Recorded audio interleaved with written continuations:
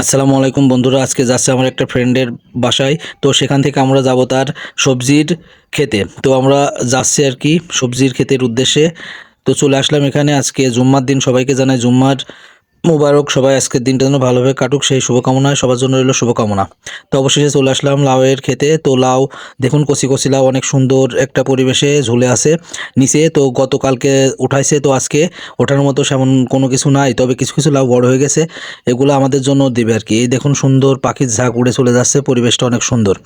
তো এই লাউ সে ডাইরেক্ট আপনার গাজীপুরে ঢাকায় এখানে দিয়ে দেয়। তার দুইটা রিজার্ভ একটা ট্র্যাক আছে, তো 2 বিঘার উপরে লাউ গাছ। তো লাউগুলো বেশ অনেক সুন্দর। এখন শীতের মৌসুমে এখন সবজির দাম কম, এই জন্য এগুলো এখন মনে হয় সম্ভবত ভেঙে দেবো। তো আমার কাছে অনেক দিন ধরে বলতেছে যে আমার এখানে আই কিছু লাউ আর কিছু পটল নিয়ে যা। তো আমি যেতে পারিনি। এই যে পটলের ক্ষেত, এগুলো বেশ অনেক সুন্দর ছিল। তো সব কিছুই প্রায় শেষের দিকে আর কি। শীতের মধ্যে কিছু কিছু শীতের ফসল হবে, সেগুলা কাঁচা সবজি হবে, সেগুলোর জন্য এগুলোর এখন দাম কমে যাবে।